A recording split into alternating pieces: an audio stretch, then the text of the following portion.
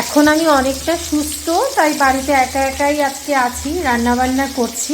এতদিন তো হয় ছেলে নয় বর থাকতো, তো রান্না শুরু করে দিয়েছি। এখন প্রায় বাজে বেলা 11টা।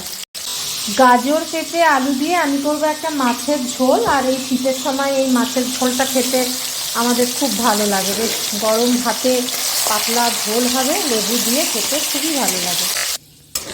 তেজপাতার মেথি ফোড়ন দিয়ে তারপরে এবার সবজিটা দিয়ে দেবো।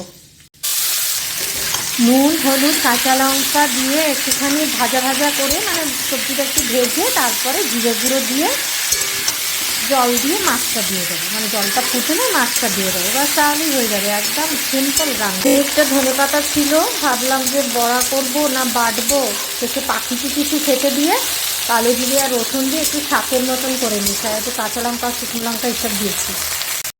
তো আমার লাঞ্চ রেডি, মাছের ঝোল আর ধনেপাতা দিয়ে শাক ভাজা রসুন দিয়ে।